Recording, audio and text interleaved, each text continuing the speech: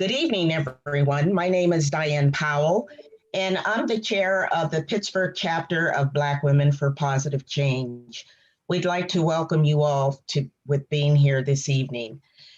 Today marks our ninth annual Week of Nonviolence.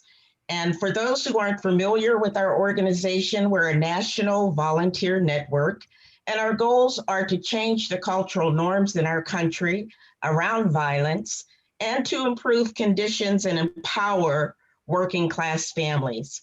We would like to thank all of you for joining our session this evening.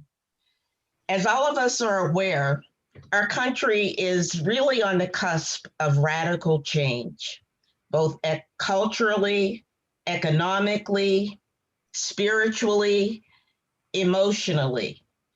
We are witnessing white anxiety and anger in small pockets of our society around the perceived threats of a minority agenda and social justice.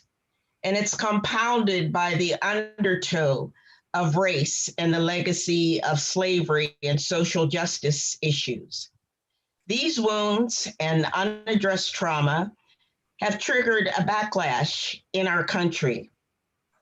Hate speech is on the rise, anti-Semitism is growing, armed militias have taken to the street, and we've all witnessed the devastating impact of mass shootings.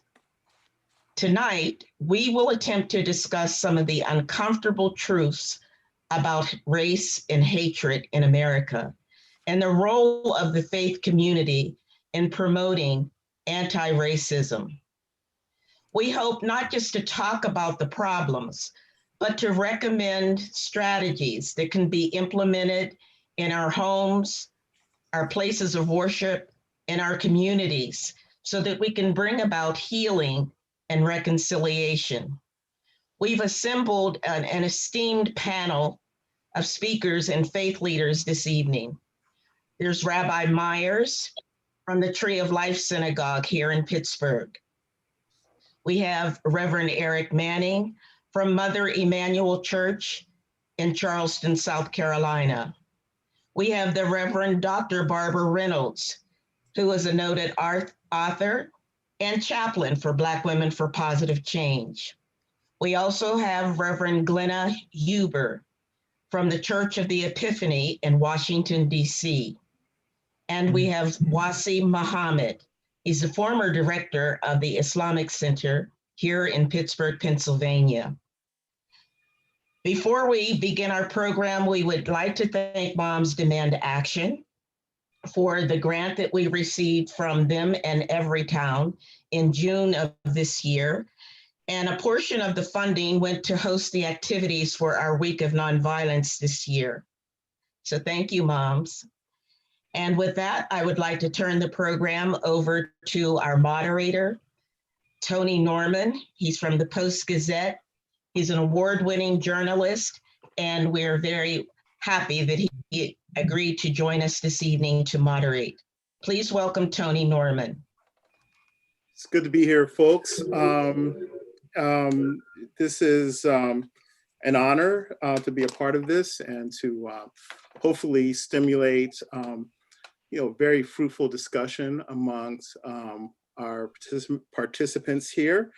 That question, does hate begin at the kitchen table? The role of the faith community in addressing racism and hatred.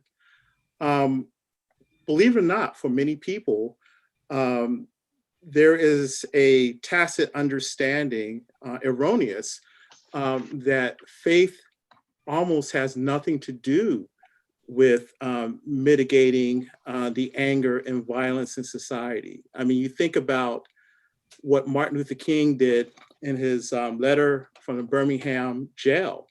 He had to remind the clergy, the white clergy of the South, that they had a moral responsibility to take the cries and the anguish of the African-American community seriously and not to consider their protests somehow antithetical to their faith calling.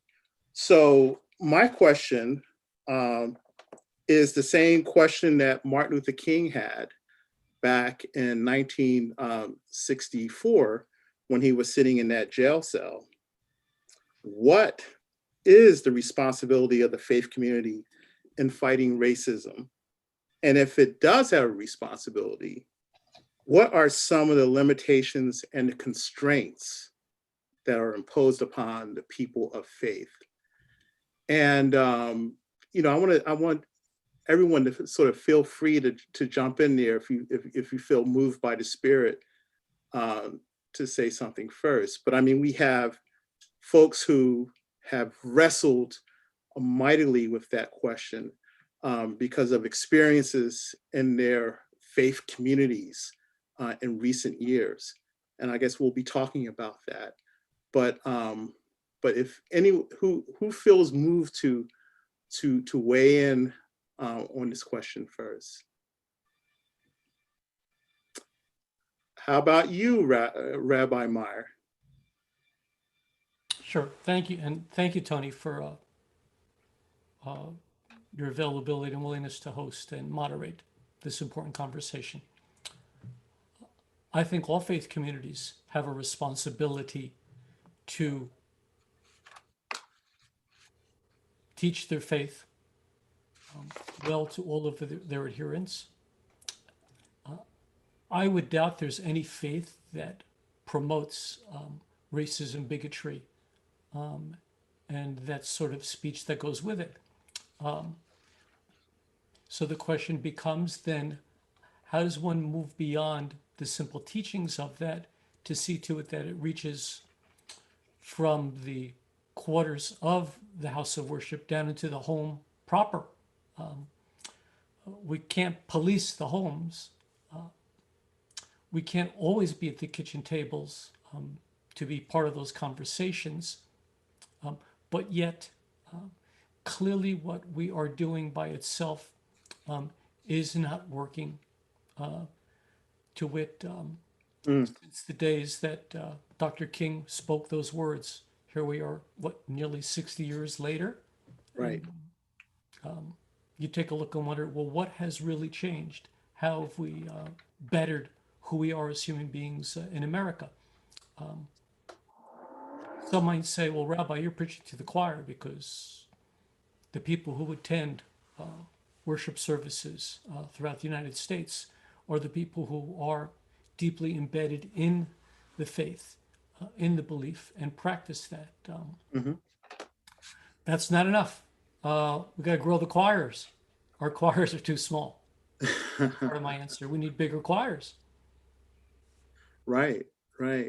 It's it is something that certainly was not unique to Dr. King's era, and it's been an affliction, and certainly in this country since the beginning. I mean, we've been marked from the beginning with this, as it were, mark of Cain, this violence, this hatred, and this prejudice.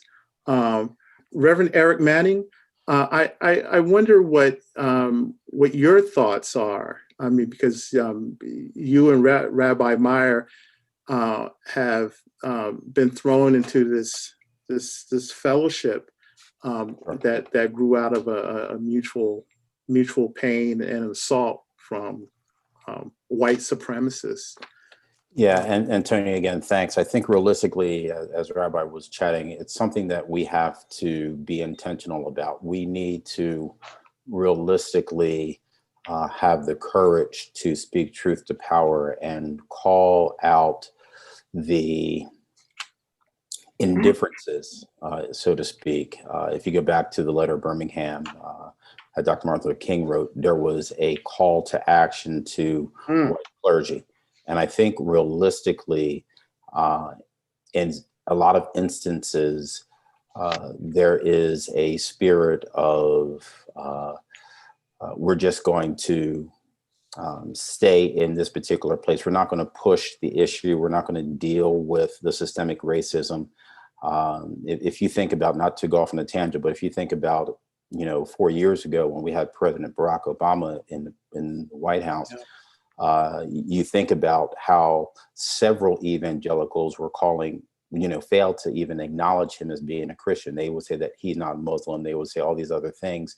And here we are 4 years later, going through the amount of untruths, going through amount of lies, going through the amount of moral decay, and no one is calling it out on the evangelical side. They're not addressing it. In fact, at times they quietly support it.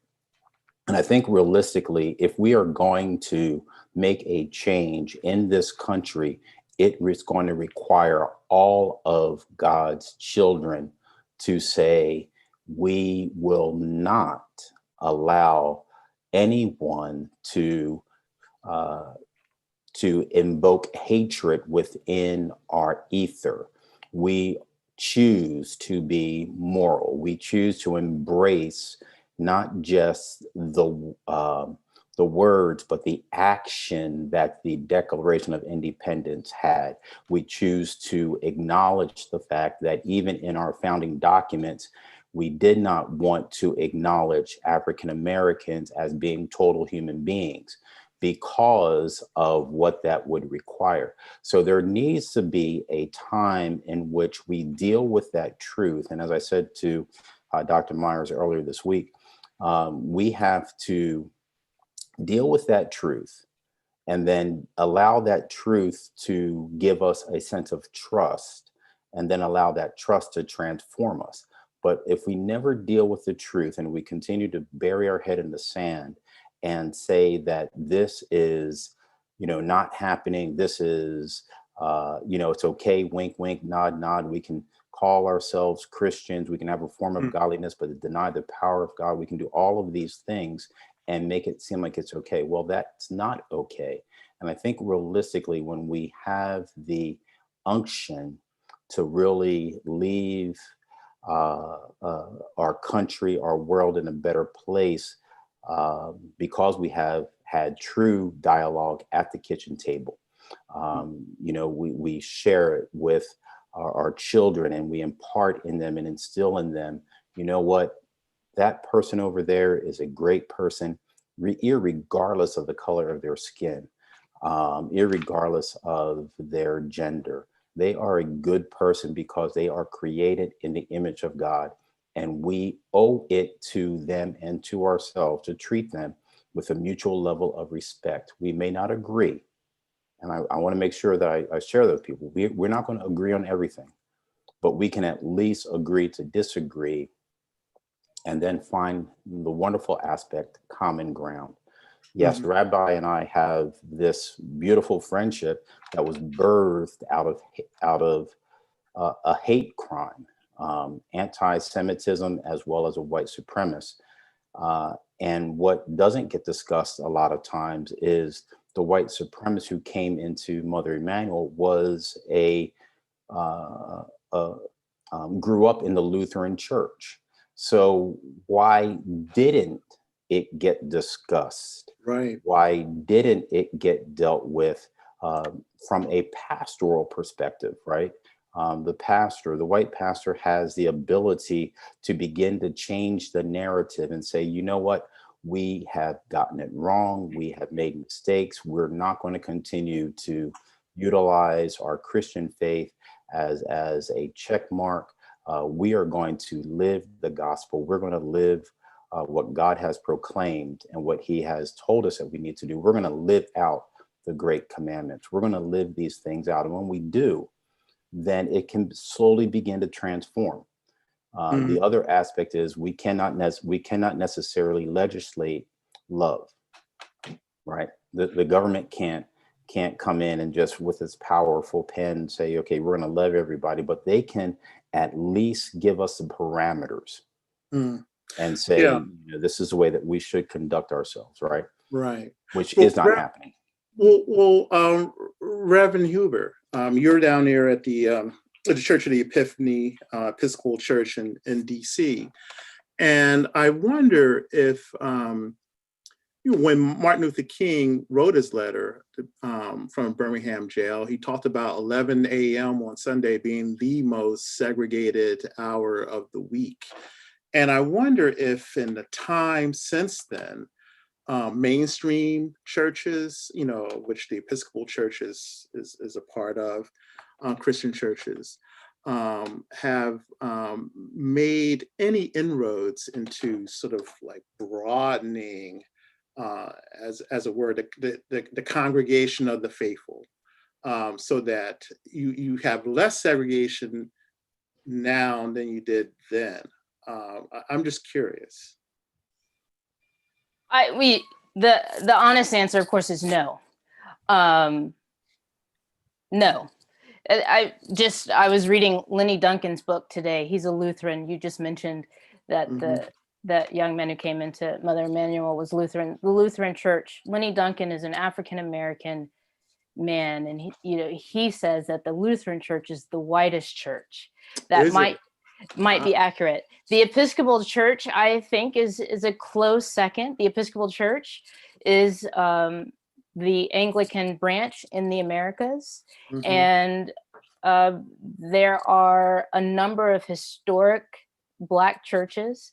Many of them are challenged financially, challenged with numbers. Some of them are prospering. We don't have a lot of, the Episcopal Church doesn't have a lot of multicultural churches. You've got some white churches and some other churches, right?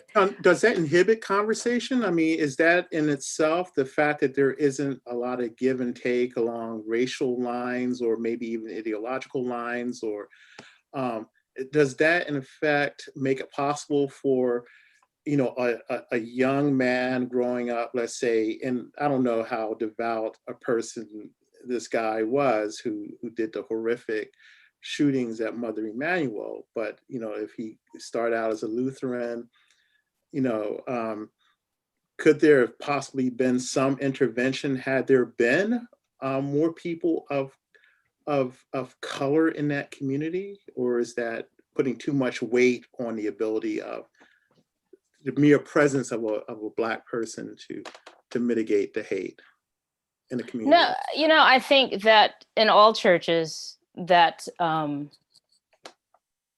I can speak with more authority on the Episcopal Church, we have, as our numbers have dwindled, right? And I think a lot of mainstream Protestant churches are seeing people leave the congregation.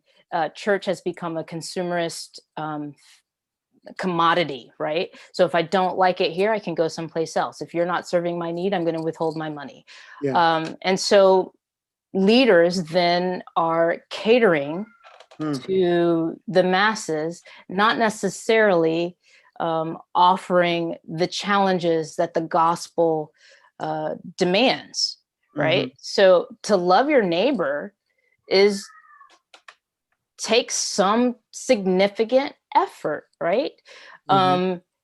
To recognize, to see the face of God in the person that you like the least takes some significant effort.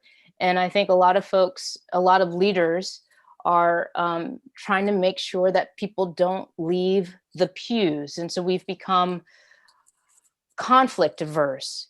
And to name, I wrote down something earlier as I was reflecting on some of the things that you were going to ask, the seductiveness of whiteness, right? The seductiveness of the concept of whiteness, the misconception that power over another gives me a leg up. And so we are, many leaders in the Episcopal Church are complicit in the power structures that allow for whiteness to continue to feel supreme in our society. The Episcopal Church historically has been the church of the president's. We've got the President's Church right there at St. John's. Right. I think historically we feel aristocratic, and that that we're upper class, and you can't subtract issues of class when we discuss issues of race. Absolutely. So I'm curious, Wazi Muhammad, in many ways, we don't want this to become sort of like a, just centered on the lack of self-reflection on the part of like the Christian church. But I wonder if you, as someone who is of the Muslim faith, have noticed a similar sort of disconnect between, the ideology of peace, like the words of faith that are all embracing, and just sort of the attitudes of those within the congregation from person to person, if there is this lack of diversity, let's say. Is that a problem? I mean, just to sort of generalize that, there is a homogeneity within Islamic congregations, or do you not see that particular problem? Yeah, that's a great question. Hi, everybody. Assalamu alaikum. First off, I always like to start with the disclaimer that I, unlike all of these great panelists, am not an expert on religion in any way. I'm not an imam. I'm not a religious leader. I'm an executive, or at least I was within Muslim community leadership. So different role. So I'll do my best to try to keep up. And fortunately, I got some numbers and statistics. Say in Pittsburgh, Pennsylvania, right? Not the most diverse city in the world. Right. At the Islamic Center of Pittsburgh, I've counted over 50 nationalities of people who come there. No kidding. Wow. Absolutely, yeah. We don't have the only, I think, major religious group in the country that does not have a majority ethnic group. We have a plurality, like of the largest, like in terms of race. Our largest number, I think, it's all within the 20s, like early 20s. So I think might be Black Americans might be our largest group in the country, with South Asians and Arabs, like right behind, and they're all in that range. And then, I've met brothers from Uzbekistan and Kazakhstan and India and Bangladesh and Malaysia, Indonesia, like all these different places at the Islamic Center in Pittsburgh. So we have a different issue. So we don't have the issue of lack of diversity. We actually have an issue of an overwhelming amount of diversity. And that's really, really interesting, especially for a lot of immigrant families, at least, that are Muslim, have come post 1965. Like a lot of us are here because of the civil rights movement and legislation that came afterwards, the ones who had immigrated. Some had come much later. My family was until almost 1990. So it's about like an interesting thing about, I think it's less about the a lack of diversity, more about, say, understanding the history of this country is an important thing that a significant portion, especially the immigrant Muslims, may not necessarily understand, right?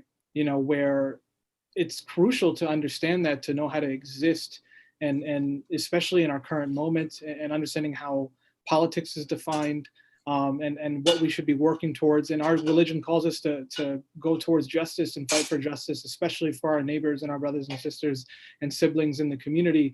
But without understanding that history, how can you do that?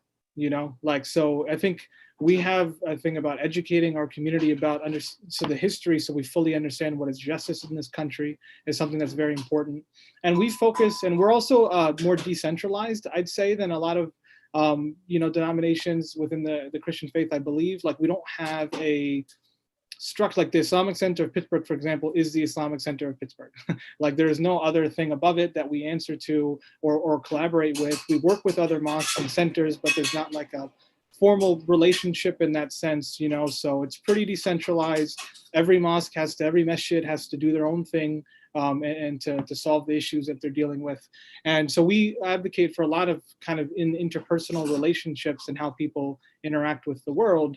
How do you go about, especially in the moment now, to respond to this and do better for yourself?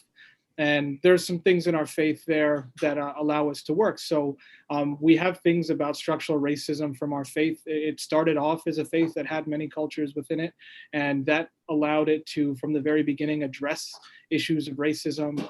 And that's been very fortunate for us to have modern day conversations.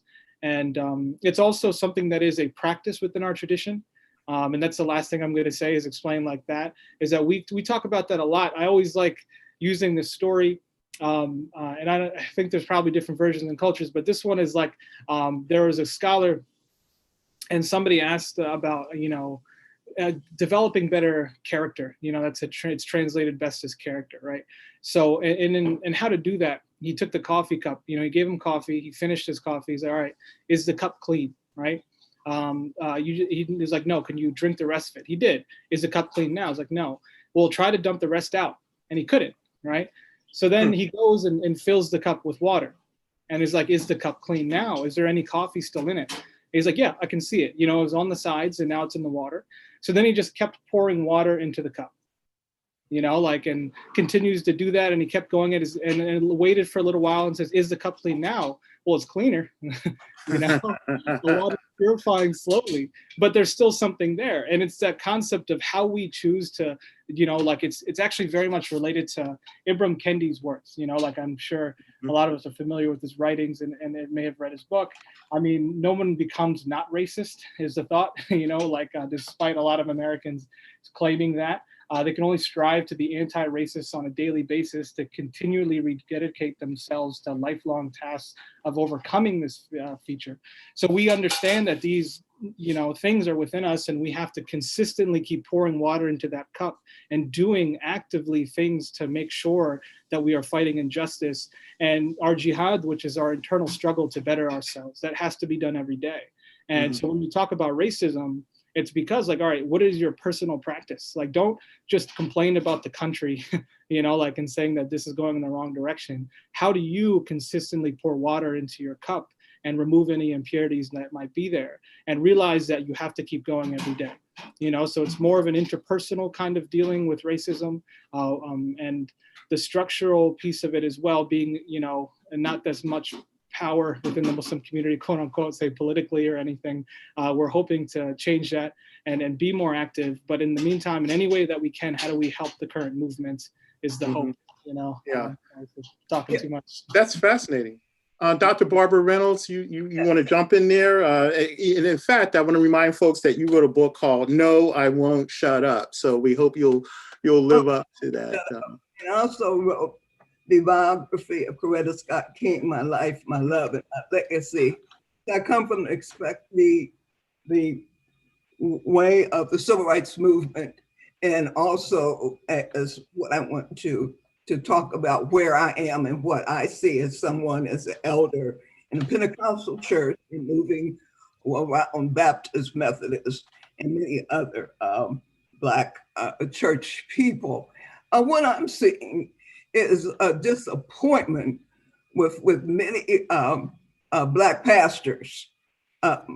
What we have now, and I go back to the King movement, and I'm saying since the King movement, we have not had much of a prophetic voice since the King movement among Black clergy. We have a priestly movement of the sacraments and communion and marriage, but the prophetic voice of Samuel and Nathan and Jeremiah and even Jesus speaking truth to power, we don't have it. And not much of it, because I'm sure you can point to Reverend Barber and Jamal Bryant and a few. But we need a voice that can stand up during this time that we are in, the Trump administration, which has become one of the most racist, white supremacist groups in modern history. And I've listened for the voice when the president called our football players SOBs and said our homelands in Africa were called S-holes. And when Representative John Lewis died, the president did not attend his service. And so I think about what this lack of silence is doing. I remember when the president said that Baltimore, Maryland, was not even a place for human beings, it was just a rat-infested place. And of course, I thought about Elijah Cummings and Nancy Pelosi and many others. But what I thought, because this is a terrible message to send out to our children who have to grow up thinking the president called where we live a rat hole. And I went to a certain church on Sunday where there were many people, women, children, and men from Baltimore. And I came in the door full of hope. I said, oh, now, these people in Baltimore have been so offended and so insulted. Now, I'm sure the pastors here will stand up and say, people of Baltimore, we want to just salute you today. Stand up and let us show you some love. But another missed moment. Now, why is this so important? Because the white evangelicals have a major role in what is happening in this country. Trump has that group a part of his base. And if you're watching TVN like I do, you can find that many of the pastors and preachers on TVN, they have the talking points to say, we're heading towards socialism. There's not going to be peace in the suburbs. But we don't have the voice coming from the Black community that can stand forcefully and talk about our issues. We're dying right now because of lack of leadership. I would think that pastors and preachers would be preaching, vote, vote, vote. I'm not in every church, but I am telling you that I am hearing so much discontent about people who are saying, I don't know why my church is not leading me. I feel like a sheep without a shepherd. Yeah, we hear you. And that's one point. But I also want to make another point, but maybe you want to respond to what I'm saying about people want a different kind of church. They want a church that speaks for them. I'm not saying they should be a Republican or Democrat church, but at least talk about the issues instead. I call them church mice. Just it's over in a corner somewhere. You know, I would think that we should do better. But on the other hand, I wanted to go back to Reverend Manny's point about the human rights, because I was in the King movement. I was registering votes, and I was taught, I'm going to give you the 6 principles of nonviolence at some point.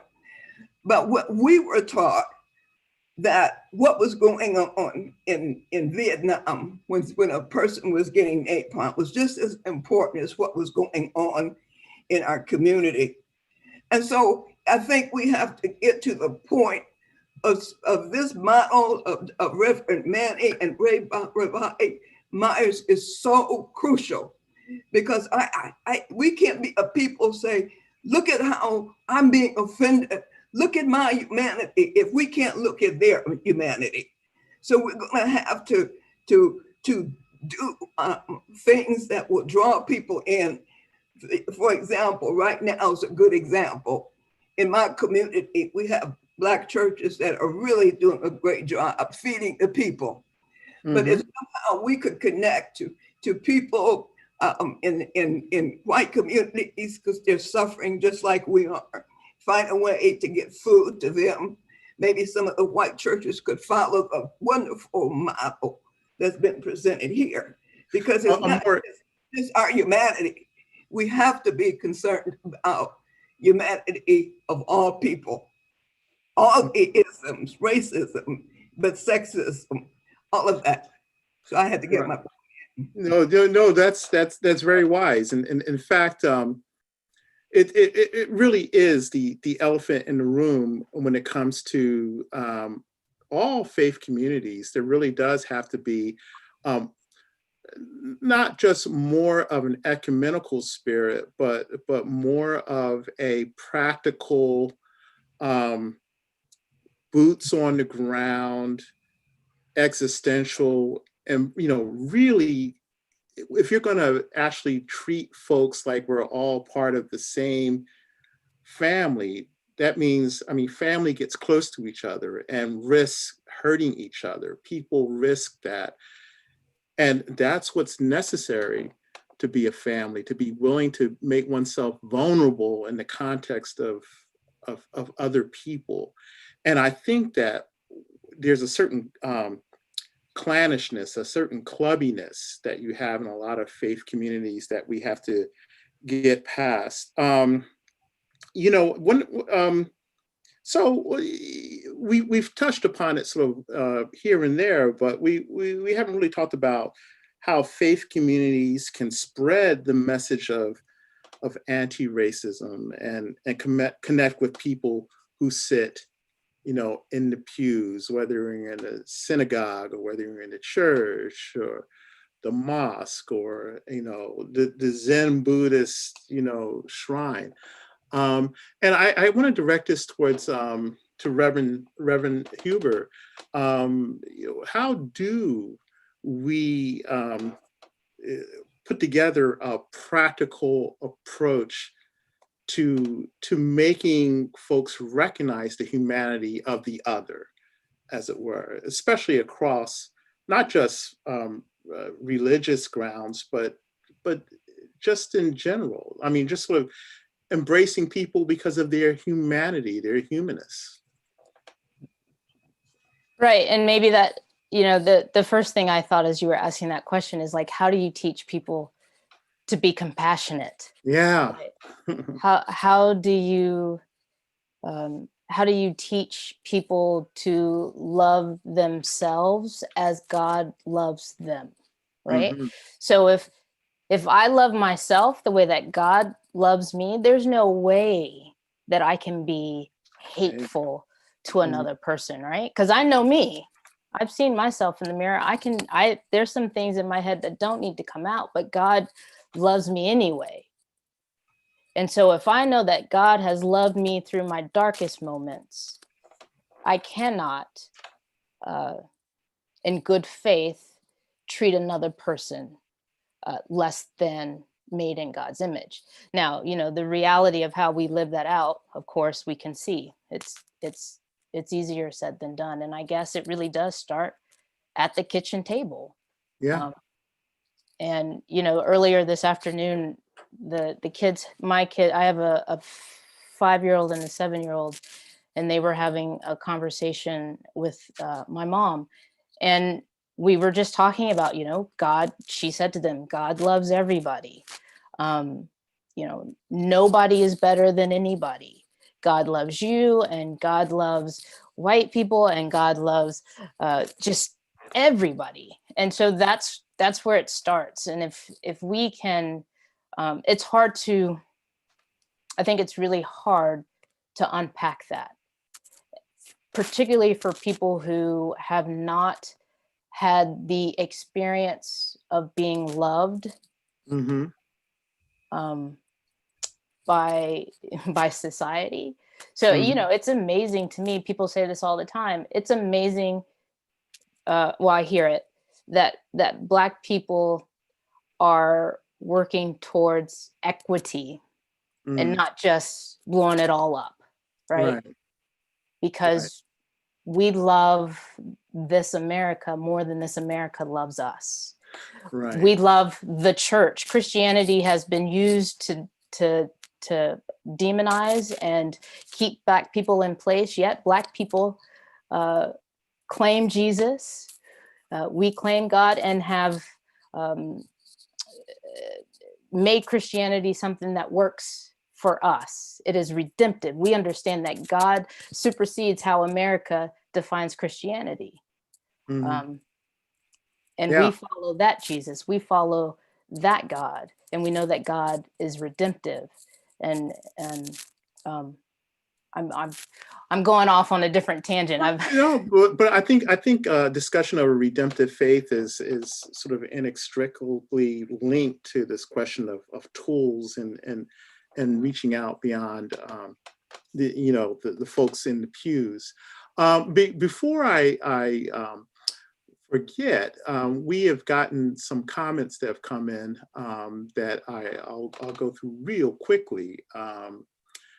There's one comment here from someone who really wants to challenge the implication of complacency. And this person says, look at the resolutions at the general conventions. Look at how the American church had conflict about the global church on issues of same-sex inclusion, especially with the African bishops, and how the various dioceses in the churches have made the elimination of racism a priority in the movement to becoming the beloved community. And we have the best presiding bishop we have ever had in Michael Curry, who's an amazing leader in the area of elimination of racism and respect for pathways to God.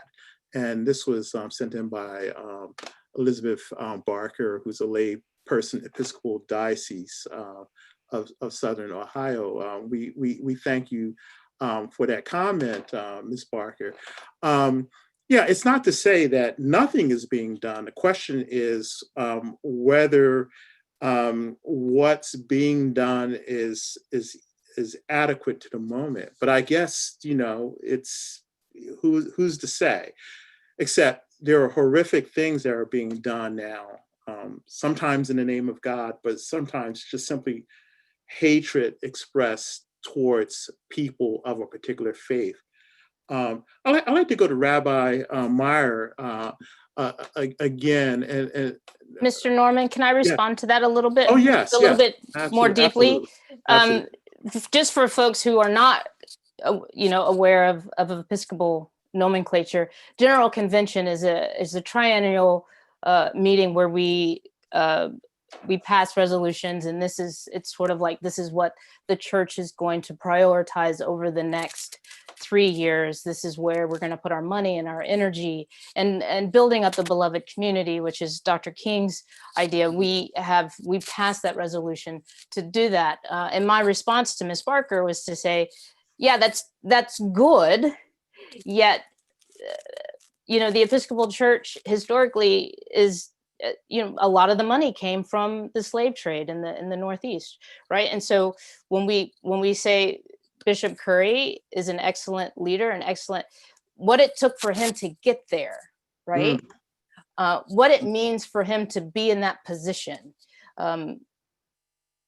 what it means to be a Black man leading a white church, having conversations around a predominantly white church, having conversations around race. He's not free to just talk about it. He's just not free to say this is what it means to be a Black man in America as a Christian, right? He walks a very fine, in my opinion, I'm looking at it from DC, right?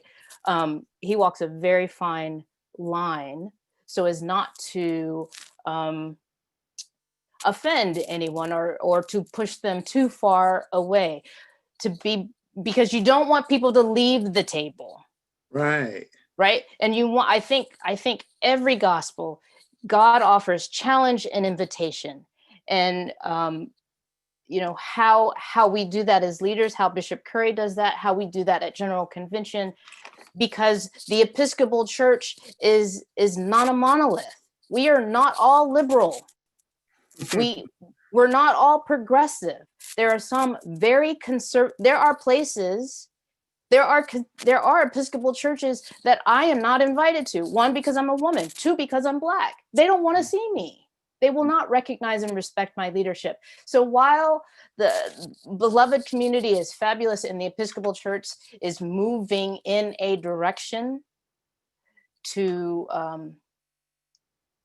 be, in some places, just to begin to talk about racism, on the ground, there are still some very racist folks who are okay with that racism in the Episcopal Church. And they don't feel like that challenges how they understand the gospel. Yeah, it's a very complex and a very human problem. I mean, it's rooted in just that basic tribalism, and I wonder, Rabbi Meyer, and I would also like to hear Reverend Manning also address this question. What are the paths to healing the path to healing in the face of some of the worst acts of inhumanity.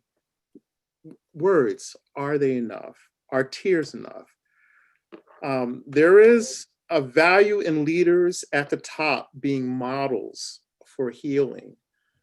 But what else does it take? What are you gentlemen and your congregations doing to knit those wounds that are still so fresh to you, no doubt, and in the midst of your respective communities?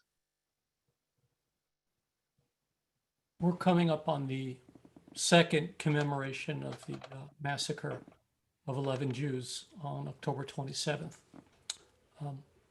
When people ask me about healing, I never use the past tense because I think we will always be healing, but not healed. And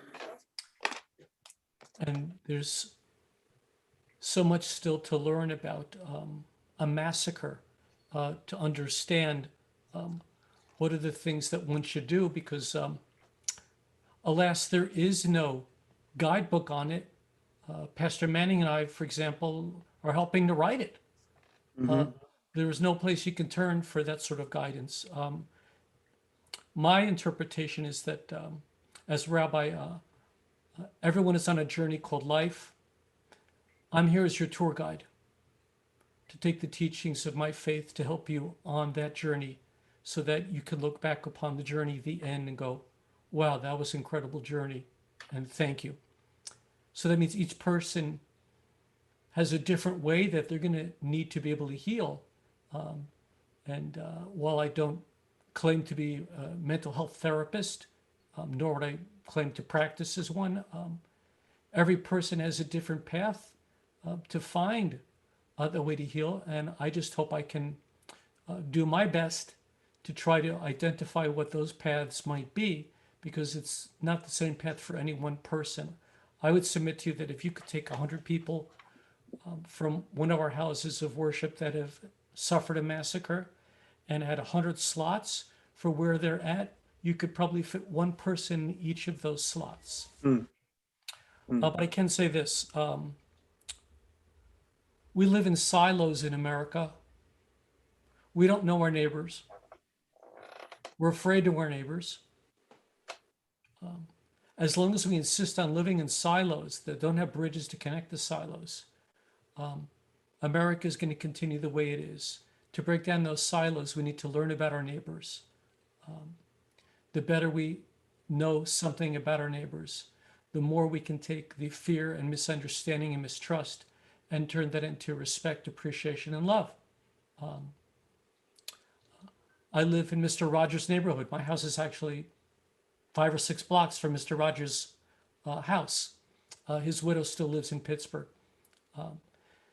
Even though he was all about neighborhood and so forth, we still have so much work that we need to do to be able to break down the barriers between neighborhoods, to understand our neighbors. Because I think the better we understand our neighbors, I mean, I saw someone mention about that when we talk about commonalities. The commonalities get us into the room. Yeah. Hard discussions, the commonalities don't keep us in the room. They just are the door opener. It's those hard discussions about how are we different? How do we bridge these gaps? How can we work together using our commonalities as the strength to unite us? And that's what commonality is about. Because if you can't get in the door, you're never going to get anywhere. There are lots of doors that are open. I think my responsibility is to enter those doors, use those commonalities to enter into the hard conversations about how are we different? How do we bridge those differences, use those as strengths to model that this can be done throughout the country so we can get to know our neighbors. It's going to be a very ambitious, because basically we're trying to come up with a new paradigm for talking about these terrible human passions. You know, we have to figure out a way to get people to to talk in a non-threatening, to have an open heart, sort of thing you're talking about. Let me can I bring this into, because I want to talk about how do we talk about one issue and then be wounded and not talk about this. I want to say that I knew Dr. Martin Luther King Sr. and I had a chance to sit down and talk to him once. And his wife had been killed sitting at the church piano playing the Lord's Prayer. The church organ. By a Black man. Mm-hmm. His son had been killed, by, as we know, by a white man. And he taught me two things. First of all, hate is not a race. Mm-hmm. So when we talk about hate, you also have to talk about those who are wounded by people in their own neighborhoods killing them. We don't talk about that, but we just talk about white on black or black on white. But if you go and talk about the wounded, the funerals I have attended have been by Blacks killing Blacks. Hate is not race. The other thing he taught me is the power of forgiveness. That without forgiveness, we cannot move to the next level. And how do we get to forgiveness is what Rabbi was saying. We have to find a way to not be the most segregated hour in the church on Sundays, to invite others in, to be able to welcome into our church people with purple hair and green hair who maybe used foul language. We're going to have to be a different kind of church if we want to really be relevant in the 21st century. That's that's hitting it right on the head. Not a different kind of worshiping community, regardless of the denomination, obviously. So Reverend Manning, let's talk about forgiveness, and let's talk about love in action. Let's talk about respect for all cultures being taught. What is that gonna diminish the hate? I mean, is that the root of is that the way you root out all evil, as it were? Can an early childhood education curriculum that is centered on rooting out the hatred work, or is there something more, or is there something more that needs to be done? I think I would want to say, Tony, I think realistically that a lot of times we look for that single answer. And I would present that there are multiple answers that we have to address. So I will start with, and I can only see her first name, so this is not to be disrespectful, Reverend Glenda. Your comment referring to the fear because our livelihoods from a clergy perspective sometimes is based upon those who we are preaching to. And we, of course, will not be able to, at times, be able to preach a word that talks about changing your thought process, becoming more like Christ, or becoming more aligned with God's teaching on love and loving thy neighbor as thyself, if we feel they're going to get up and leave. The other aspect of that is we have to be willing to meet people where they are. And this goes back to, I'm bad with names, the author who just spoke a few moments ago. Reynolds, yeah. Barbara Yes. Reynolds. The whole aspect of meeting people where they are. It is very well documented, the relationship that Rabbi and I have. And I went to Rabbi not as a Black man, not as a pastor of an AME church, not a pastor of Mother Emanuel. I went because I could relate to where they were. And I wanted to meet them on the human level and say, I appreciate and love you, and you're not alone in this. And I think realistically, we have to be willing to jettison, and I don't get upset with me, but we have to jettison our certain faith traditions at times to embrace our humanity, and then to respect each other on the very fabric, as I say to others, if I can just meet you in Genesis chapter 1, chapter 2, we're golden. Because if I meet you there, then I'm meeting you on the basis of humanity. That then allows for me to say, you know what, I can then also forgive you for maybe doing certain things to me. You did not have the knowledge. You weren't taught the right way. It's not making excuses, but it's just basically saying, I don't want any type of animosity to get in the way of where we can go. So I am going to forgive you. And Reverend Anthony Thompson, the widow of Myra Thompson, wrote a powerful book on forgiveness. And he talks about the whole aspect of forgiving. And it is something that we still need to understand.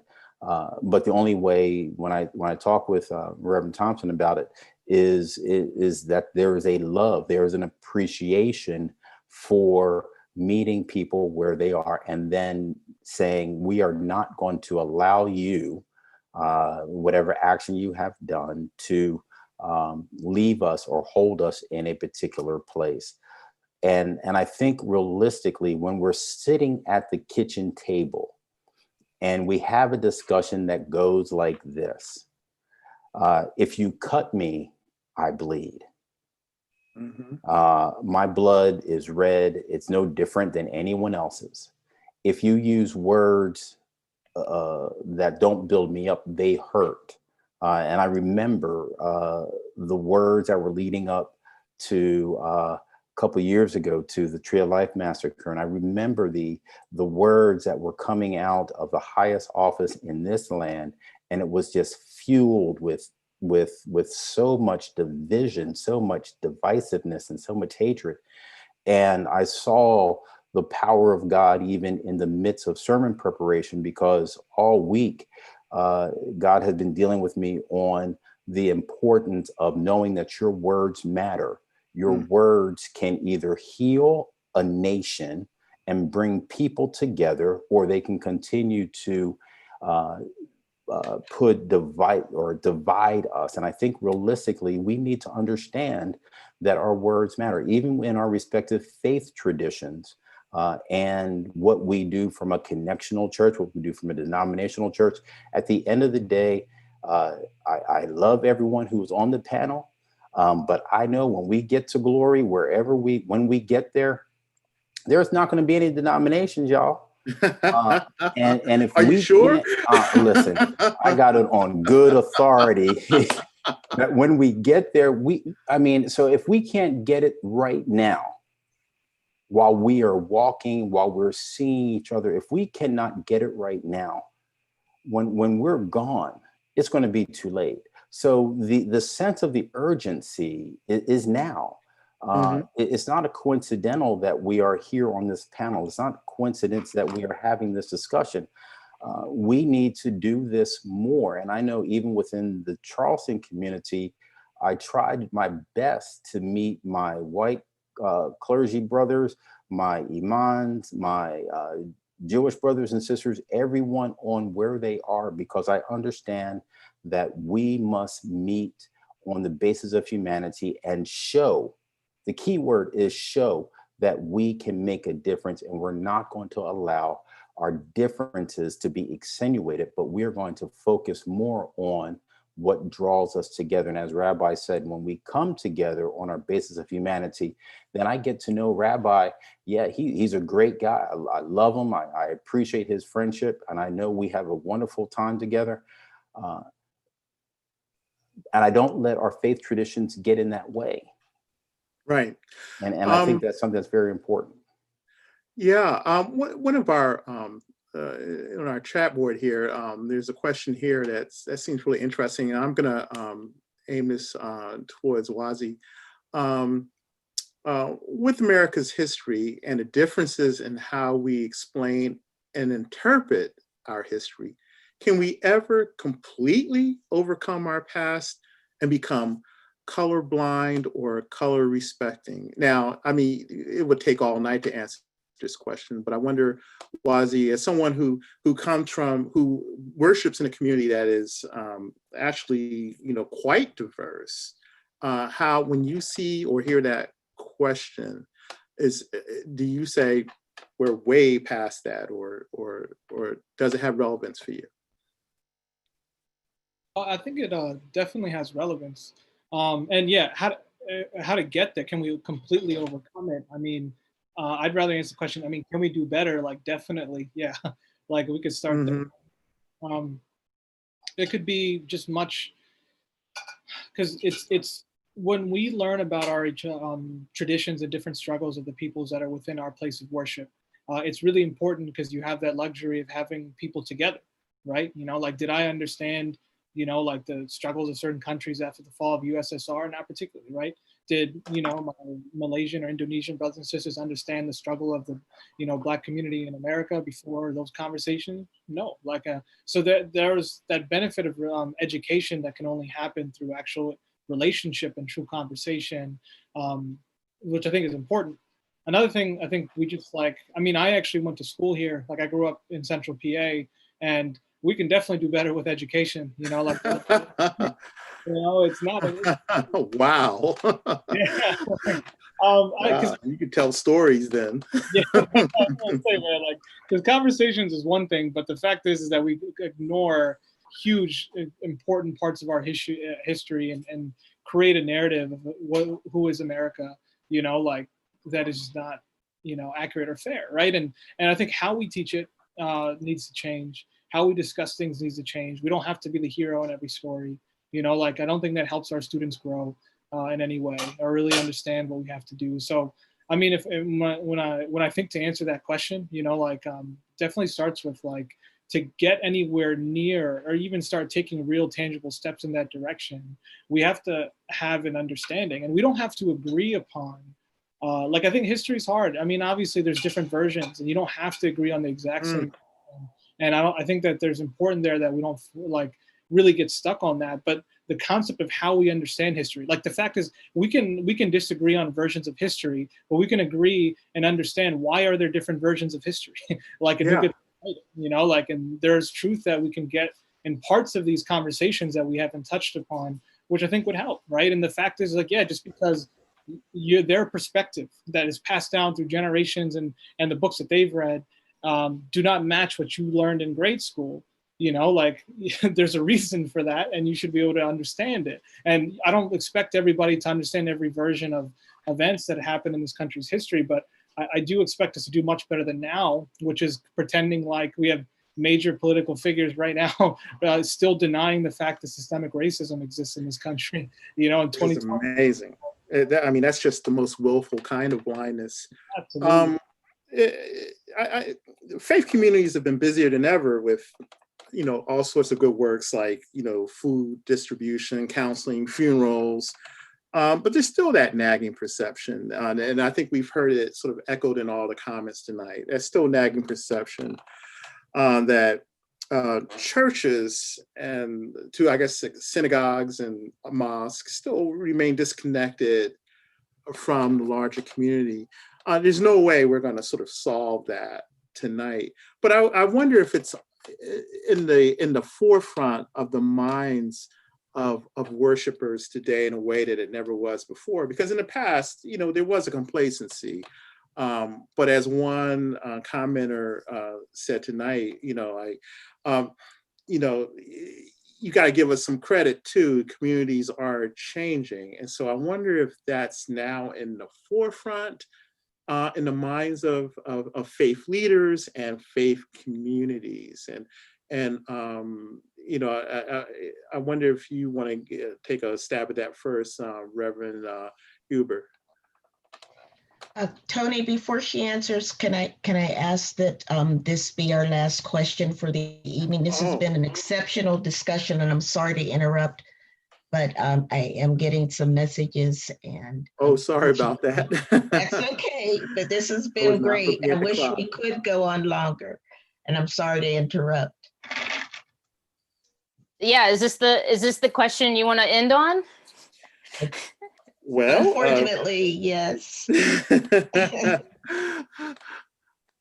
I think that I'm just going to say in the midst of COVID, I'm increasingly, the Episcopal Church of the Epiphany, my church, has been doing some phenomenal work around helping folks who need food and helping with housing. And I'm part of an interfaith network that is currently working on issues of public land use. In DC, I've been working with organizers in Baltimore around systemic injustice. So there are churches that have been doing the work. It's not the sexy, flashy work that gets splashed all over the newspapers. It is on the ground. It's dirty. It's long-term.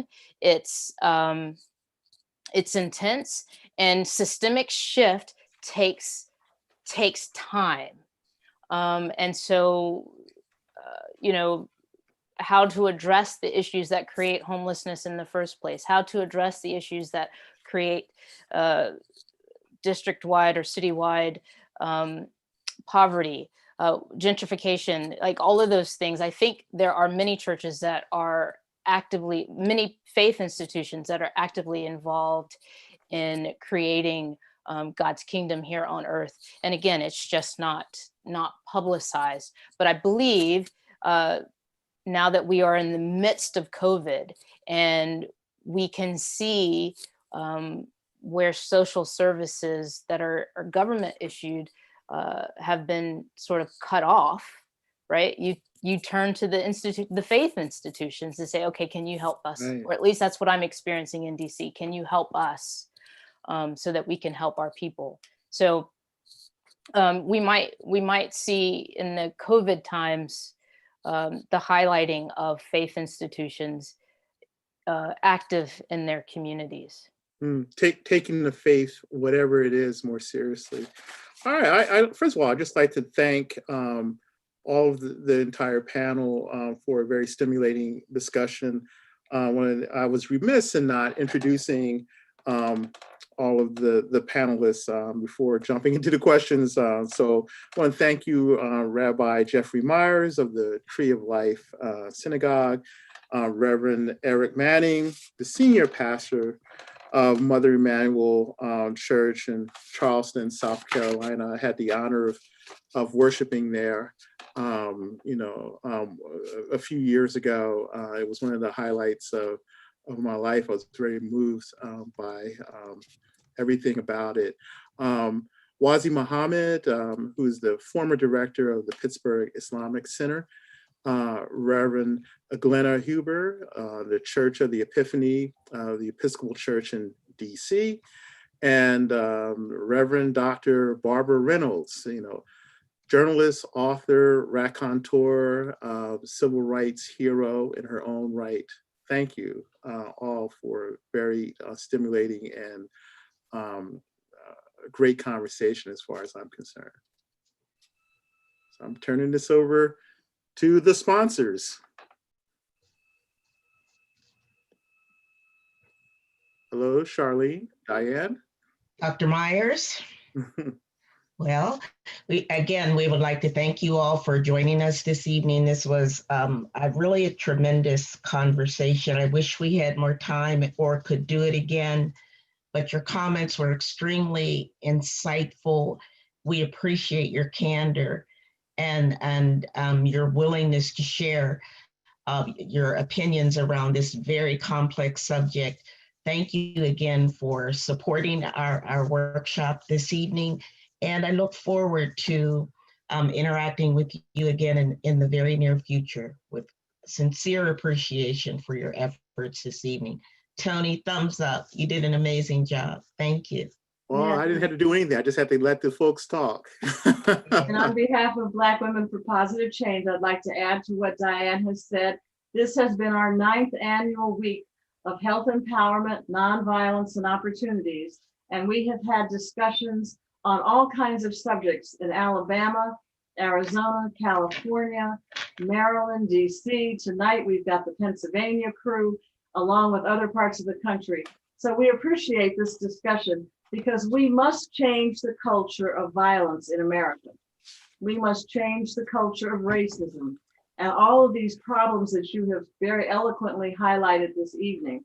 So I'd like to thank the panel. I know that the presidential candidates are on the debates right now on ABC and NBC. So out of respect for your time, we know we could continue the discussion, but we want to wrap up now. But thank you very much. And we hope to work with you again. It's an important role that you're playing. It's an important position that faith leaders, especially interfaith leaders, reach out to address these issues. So thank you so much. Thank you. All right, folks. Okay, bye-bye. Have a good Bye-bye. evening. Thanks. Thank Bye-bye. you, Diane. Good job. You're Yay, welcome. Pittsburgh.